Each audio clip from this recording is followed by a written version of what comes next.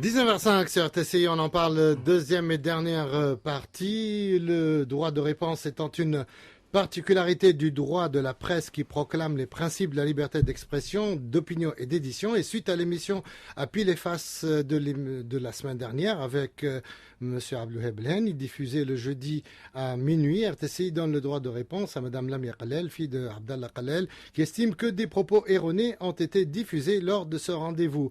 L'antenne lui est ouverte afin qu'elle donne son point de vue ou apporter des notifications ou modifications à ce qu'elle a estimé être erroné. Elle est accompagnée par son avocat, Maître Karim Jouaïhiya. Bonsoir, bienvenue à tous les deux. Bonsoir. Merci. Vous voyez que nous sommes entre gens civilisés. Tout à fait. On va en commencer plus, tout de suite par ça. dans la bonne ambiance, je veux bien préciser. Je vais rester galant et laisser la parole au docteur Lamia Khalel. L'antenne est à vous. Voilà. Donc, je tiens tout d'abord à préciser que nous n'avons vraiment rien de personnel contre M. Abdelwaheb El-Hani, mais que nous estimons qu'il y a eu une induction de l'opinion publique en erreur, pour ne pas dire manipulation, et parce que M. Abdelwaheb El-Hani a tenu des propos inexacts, parfois même calomnieux, à l'encontre de M. Abdallah Khalel, et nous sommes là pour éclairer l'opinion publique. Et je commencerai par souligner deux points que j'estime être importants avant de passer la parole à Maître Karim Jouaïhiya. Alors, le premier point concerne la plainte de Genève de 2001, déposée à l'encontre de Abdallah Khalel, donc, et je rappelle qu'à cette date-là, alors que M. Khalel se trouvait à Genève pour des raisons de santé, une plainte pour coups et blessures et d'autres chefs d'accusation a été déposée à son encontre par une ancienne victime de la torture. Alors, M. Abdelwaheb El-Hani en parlait à juste titre parce qu'il en était le coordinateur. Et jusque-là, il n'y a rien d'anormal. Au contraire, c'est tout à fait normal et légal. Sauf que M. Abdelwaheb El-Hani a quand même omis de préciser de façon claire, de façon explicite, l'aboutissement de cette plainte. C'est quand même important et même capital de dire que cette plainte a simplement été classée et en 24 heures, sans suite. C'est-à-dire qu'elle n'a même pas donné lieu à une ouverture d'instruction judiciaire et encore moins à un mandat de quelque nature que ce soit contre Abdallah Khalel. Il n'y a pas eu de mandat d'amener, il n'y a pas eu de mandat de recherche, il n'y a pas eu, bien sûr, mandat d'arrêt et il n'y a pas eu ce fameux mandat d'arrêt international dont a parlé plusieurs médias en long et en large en 2011 surtout. Alors, c'est pas moi qui le dis parce que j'ai en main un papier officiel du procureur de la République helvétique. Vous pouvez le voir à Adel si vous voulez. Celui-là atteste, je cite, et c'est le procureur de la République donc qui parle là de Suisse. Je n'ai jamais signé de mandat visant Abdallah Khalel. Le même procureur ajoute qu'aucun acte d'instruction particulière n'a été ordonné et il dit même que la procédure a été classée administrativement et sans suite. Donc, finalement, la plainte a été classée. Monsieur El-Hani ne le dit pas comme il se doit, de façon claire, mais en plus, surtout, il a laissé insinuer tout au long de son entretien, donc de la semaine dernière, que Khalel allait être arrêté. Puis il disait que le procureur était même convaincu qu'il fallait arrêter Khalel. Monsieur El-Hani est allé un peu plus loin et c'est vraiment hallucinant. Pour nous, c'est vraiment quasiment du domaine du délire puisque Monsieur Abdelwaheb El-Hani avait parlé que le hasard, et le hasard fait bien les choses pour Monsieur El-Hani justement, le hasard l'a mis un beau jour, bien plus tard que cette histoire-là de Khalel, donc plusieurs mois après, il l'a mis face à face avec un policier qui donc reconnaît M. Abdelwaheb El-Hani, se rappelle de cette histoire de Khalel et lui dit, donc lui avoue que c'était le policier qui allait se charger d'aller cueillir Abdallah Khalel de son lit d'hôpital et c'est les propos de M. Abdelwaheb El-Hani. Alors le procureur de la République, il dit ne jamais rien signer, ne rien ordonner et il y avait un fameux policier qui devait aller arrêter Abdallah Khalel. Ça, c'est du délire. Alors donc avant de finir avec ce point, je voulais quand même aussi signaler avec beaucoup d'étonnement que M. Abdelwaheb El-Hani a procédé à un amendement des dates et les dates des faits puisqu'il a dit et redit que par exemple la plainte a été déposée un fameux 14 janvier 2001. Or le 14 janvier 2001, Abdallah Khalel n'était même pas encore malade et n'était pas à Genève et donc il avait fait de cette date une date symbolique. Il disait que c'était une date qui a participé à sculpter son parcours et là franchement quand même je pense qu'on aurait dû quand même vérifier un petit peu les dates. Voilà, ça c'était par rapport au premier point. Le second point, alors, concerne le fait de considérer Khalel comme un concepteur ou l'un des concepteurs du système répressif de Ben Ali. Et tout de suite après cette déclaration, donc M. Henni avait donné comme illustration l'incident qui s'est passé le 15 janvier 91, d'après donc ce qu'il avait dit, à Sfax, et où la police a dû tirer à balles réelles et avait tué un étudiant. Alors, d'abord, je tiens à préciser que cette illustration est vraiment très mal placée, incongruente même, pour la simple raison que Khalel n'était pas encore ministre de l'Intérieur à cette date-là, le 15 janvier 91. Et d'ailleurs, c'est même une preuve donc que la répression avait déjà commencé avant l'arrivée de Khalel. Et c'est d'ailleurs, il y a d'ailleurs des rapports d'Amnesty International dans ce sens et qui sont disponibles même sur Internet.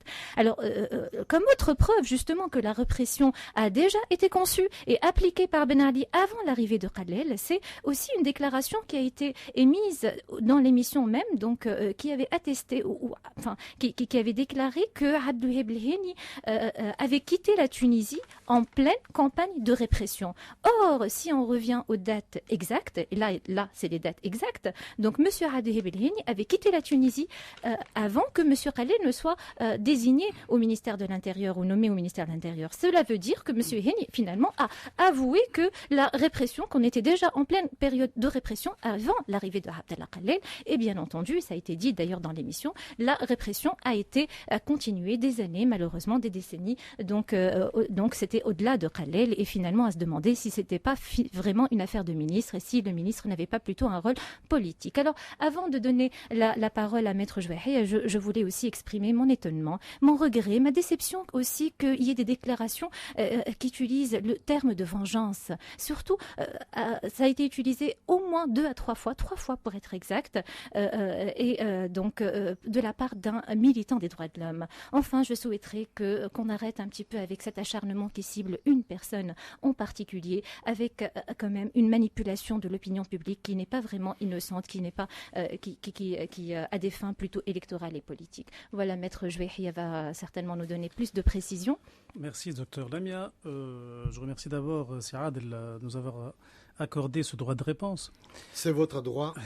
Voilà, et nous sommes là pour respecter tout le monde et nous sommes ouverts à tous les avis, toutes les opinions. Voilà, et je voudrais tout d'abord, si vous le permettez, revenir sur la raison pour laquelle nous avons donc demandé ce droit de réponse. Au fait, M. Abdallah Khalel, et je parle en connaissance de cause, le malheur de M. Abdallah Khalel est qu'il n'est pas arrêté et jugé pour des faits qu'il aurait commis. Mais plutôt à cause d'une certaine image négative que certains ne cessent de vouloir le lui coller.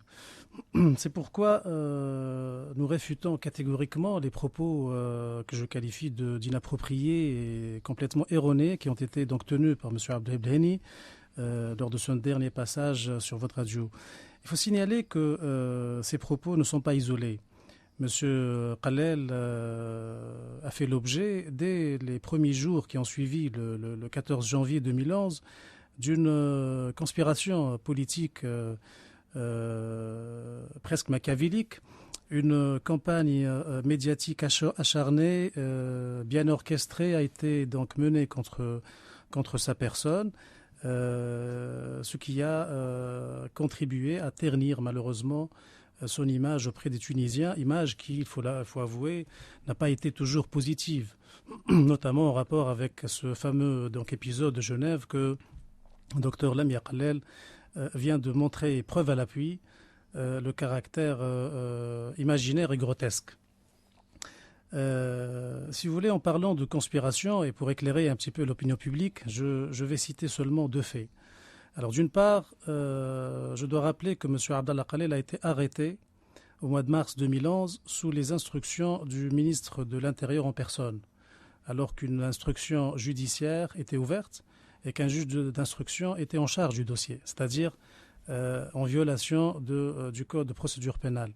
Deuxième point, que dans la foulée de son arrestation, tous les biens de M. Abdallah Khalel, c'est-à-dire une maison, la moitié d'un appartement, quelques oliviers à Sfax, et je dis bien quelques oliviers, et l'ensemble de son salaire, de ses salaires, ont été confisqués. Et tenez-vous bien, non pas donc en vertu d'un jugement de condamnation pénale, comme la loi l'exige, mais en application d'un décret-loi, c'est-à-dire d'une décision politique basée sur une présomption de corruption, ce qui est bien évidemment contraire aux principes élémentaires de droit. Aujourd'hui, Dieu merci, il a été établi, suite aux expertises qui ont été ordonnées par la justice, mais aussi aux vérifications qui ont été effectuées par la commission de confiscation, que M. Abdallah Khalel n'a tiré aucun profit et qu'il n'a volé aucun sou. Et c'est d'ailleurs le président de la commission de confiscation en personne, M. Hanan, qui vient de déclarer il y a quelques jours. Pour finir, je dirais que si, juste après le 14 janvier 2011, certaines décisions injustes ont pu passer dans un climat d'exaltation et d'excitation générale. Aujourd'hui, ce genre de décision ne pourra plus passer. Les Tunisiens n'accepteront plus d'injustice. D'ailleurs, ils n'ont jamais été emportés par un sentiment de vengeance. Les Tunisiens sont attachés aux valeurs de pardon, de cohésion sociale. Et justement, il faut donc arrêter avec ce discours de vengeance et de haine et d'œuvrer pour aboutir à une sorte de conciliation nationale, à mon avis, seule capable de sortir notre pays de cette phase difficile et de redonner l'espoir aux Tunisiens. Voilà. Très bien. Quelque chose d'autre à ajouter, Lamia Khalel? Je souhaite que justement qu'il y ait un peu plus de mobilisation de la société civile par rapport à toutes ces injustices qui sont en train de se passer. C'est ça, Kélim? Oui, mais je veux juste ajouter qu'aujourd'hui, la société civile se mobilise. Et je voudrais d'ailleurs saluer l'initiative de l'association des prisonniers politiques, dont les membres viennent d'effectuer une visite à la prison de Mornagueya. Ils ont pu donc rencontrer et M. Khalel et d'autres anciens responsables donc, politiques détenus. Et ils ont conclu, donc ils viennent de conclure qu'il s'agit de prisonniers donc, politiques. Il faut le dire, c'est pas évident dans ce contexte-là. Je salue leur courage et nous comptons beaucoup sur la société civile pour donc... vivement qu'il y ait d'autres associations de la société civile qui dénoncent, notamment la Ligue des droits de l'homme et les autres militants des droits de l'homme, quand il y a des injustices flagrantes, aussi bien sur le plan judiciaire que sur le plan d'état santé, qu'ils bougent un petit peu, quoi. C'est ça le message qu'il faudrait passer indépendamment du nom. Parce que sinon, ça va être un cercle vicieux à la rigueur, quoi. Notre intervention, encore une fois, n'est pas contre... M. Abdelheblaini, que nous respectons, mais plutôt contre ce type de discours chargé de vengeance et de haine et qu'il n'a pas lieu d'être en Tunisie.